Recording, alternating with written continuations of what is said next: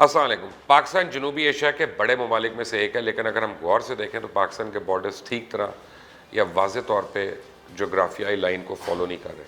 पाकिस्तान का border India के साथ ज़रूर एक वाज़े सरहद के तौर पे नज़र आता है और ये शुरू से इस तरह का बनाया गया, लेकिन ज़्यादातर ममालिक की सरहदों का ठीक तरह से तयन नहीं हुआ। और इसकी वजह जो है बरतानवी हुकूमत की लापरवाही कह लें। वो डिमार्केशन करने वाले जो थे वो थे कि 17वीं सेंचुरी के शुरू में अंग्रेज़ इंडिया पहुँचे थे। ब्रिटिश ईस्ट इंडिया के तहत कारोबारी इदारे बनाए गए थे, कंपनी की अपनी खुद की फ़ौज भी थी।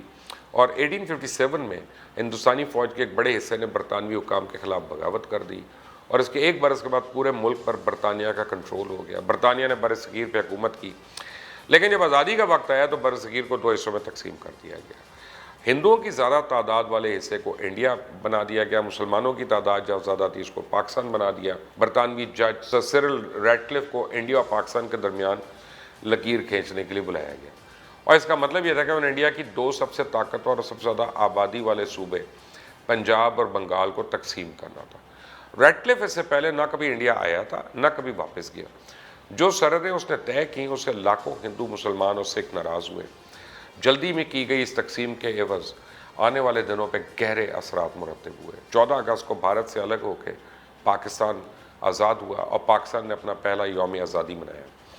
14 अगस्त की रात 12 बजे बरतानिया और भारत के दरमियान इक़्तिदार का तबादला हुआ और 15 अगस्त को इंडिया ने अपना पहला यौम आज़ादी मनाया। 1.25 करोड़ लोग अपना घर बार छोड़ के मुल्क तब्दील करने पर मजबूर हो गए। तकरीबन 10 लाख लोग तशद्दुद में मारे गए, जैसे मुसलमान, हिंदू, सिख सभी शामिल थे।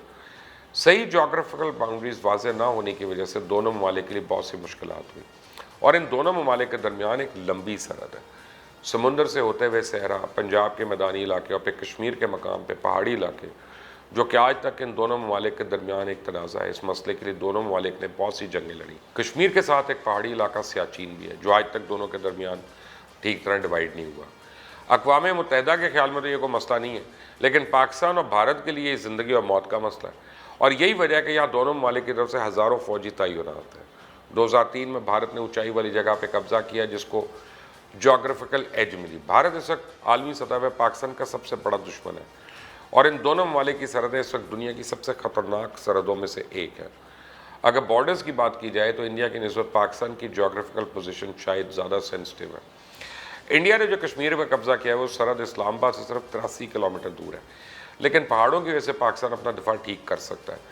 पाकिस्तान एक ऐसा मुल्क है जिसको आसानी से ब्लॉक किया जा सकता है। दरियाए सिंध हमारा सबसे बड़ा दरिया है जो कि मुल्क के दरमियान से गुजरता है। इस पर एक तंग रास्ता मौजूद है। कराची की बंदरगाह, पाकिस्तान का 60% कार्गो यहाँ होता है। अगर सिर्फ कराची मुतासर हो तो पाकिस्तान का 60% कारोबार मुतासर होता है। और इस समुद्री हदूद में पाकिस्तान को सिर्फ भारत का ही सामना नहीं करना पड़ता, यहाँ एक और मुल्क भी है और वो है अफ़गानिस्तान। बरतानिया ने 1893 में ये सरहद बनाई थी और इसमें सबसे अहम मसला ये है कि सरहद अफ़गानिस्तान और पाकिस्तान में रहने वाले पख्तूनों के दरमियान है और पख्तून जो अफ़गानिस्तान को कंट्रोल करते हैं वो चाहते हैं कि पाकिस्तान में शामिल पख्तूनों के इलाके उनके ख्वाब है। ऐसा पख्तूनों का एक अलग मुल्क बन सकता है, यानी ग्रेटर उसका जो बात होती है कभी। और जब पाकिस्तान ने अक़वाम मुत्तहिदा में शमूलियत इख्तियार की तो वो एक मुल्क जिससे इसकी मुखालफत की भारत नहीं बल्कि अफ़गानिस्तान था। बरतानिया की सरहदों की गलत तकसीम की वजह से पाकिस्तान इस वक्त अपने दो दुश्मनों के दरमियान है, जो कि भारत और अफ़गानिस्तान है। पाकिस्तान ने अपनी हिकमत अमली से बड़ी हद तक इस खतरे को रोका हुआ है।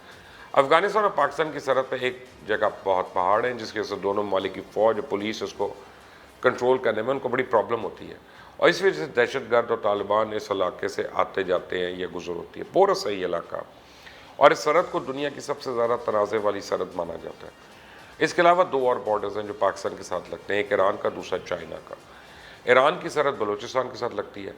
बलोच अवाम कुछ नहीं कहती, लेकिन ईरान के मुल्क में हुकूमत है। पाकिस्तान में कहने को हम दोनों मुसलमान हैं, लेकिन दोनों का आपस में फ़र्क है जिसके वजह से इख्तलाफात रहते हैं। और इन सब में सिर्फ चाइना है जो कि इस खत्े में पाकिस्तान का दोस्त है। दुनिया ये भी जानती है कि चाइना पाकिस्तान का सबसे अच्छा दोस्त है। डिप्लोमेसी से इस मुश्किल जोग्राफिकल सूरत हाल को तो संभाला जा सकता है, लेकिन चूँकि पाकिस्तान के हमसाये में ताकतवर ममालिक मौजूद हैं जिनमें चाइना और भारत नुमायाँ हैं, कुछ फासले पर रशिया भी है।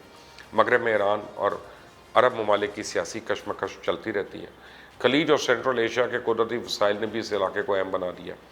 इस इलाके में अमरीकी मफादात भी मौजूद है और इसलिए पाकिस्तान की खारजा पॉलिसी को चलाना एक पेचीदा और मुश्किल अमल है, क्योंकि अंदरूनी اقتصادی اور سیاسی کمزوریوں کے ساتھ پاکستان ایک ایسے خطے میں واقع ہے جہاں دنیا کی بڑی طاقتوں کے واضح مفادات موجود ہیں۔ ساتھ ہی پاکستان 3 خطوں کو آپس میں ملاتا ہے۔ یہ خطے ہیں مشرق وسطیٰ، خلیجی علاقہ، سینٹرل ایشیا اور جنوبی ایشیا۔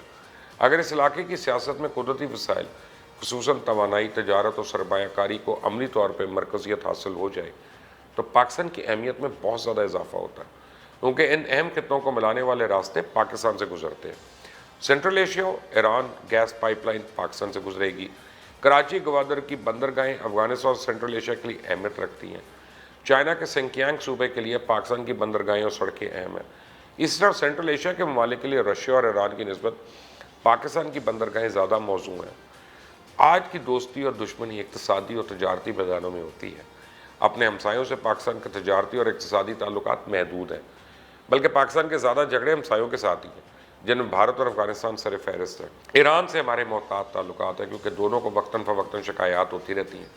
اکثر ان شکایات کو دور کر لیا جاتا ہے، لیکن تسلسل سے اقتصادی میدان میں تعاون بڑھنے کا سلسلہ نہیں جاری۔ چائنا واحد ملک ہے جیسے تعلقات بھی بہت اچھے ہیں، اور ایسی صورتحال میں ہمارے پاس ایک ہی امید ہے، اور وہ ہے سی پیک۔ اگر چائنا اسی طرح ہمارا ساتھ دیتا رہے اور ہم صرف سی پیک کے منصوبوں کو بہتر طور پہ مکمل کر کے فائدہ اٹھا لے تو ہماری معاشی حالت بہت بہتر ہو سکتی ہے، کیونکہ جغرافیکلی سرحدوں کی حفاظت اور ان پر موجود تنازعات سے نمٹنے کے لیے معاشی طور پہ مضبوط ہونا بہت ضروری ہے۔ اللہ حافظ۔